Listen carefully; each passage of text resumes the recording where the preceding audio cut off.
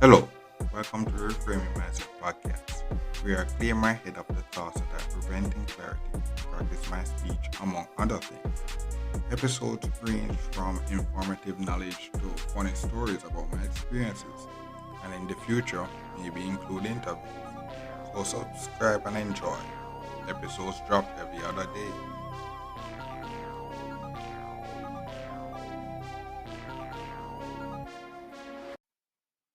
Okay, welcome back to Reframe Master Podcast. My name is Colin Brooks, and this episode I talk about security access. That's another part of the business of science where, you know, it was there in the university, but seen like, yeah, it's actually important to actually, and this would actually save money and stuff because if you actually limit the access to certain things, you can actually do more um riskier riskier experiments, but only certain people that have the certain qualifications can actually reach those points where they actually can do that.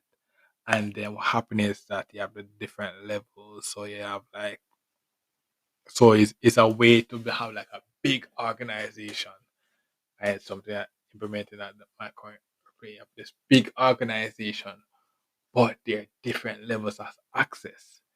But it so it's a way to be like, yo, it's not, it doesn't prevent the ability to prevent a newcomer from coming in.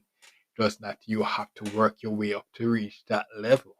And when you reach that level, then you get that access, that level of security. So that's, that's security access is one of those things where you realize that, yeah, that is actually important in the business of science, to have different level of access to prevent risk, save money, and to prevent the wrong person from reaching the wrong person from reaching the place. That's why you have to really think about it as well.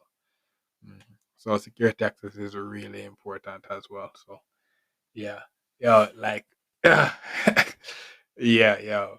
The thing about it is that before I was dreaming about those stuff, but now I'm getting excited about implementing it.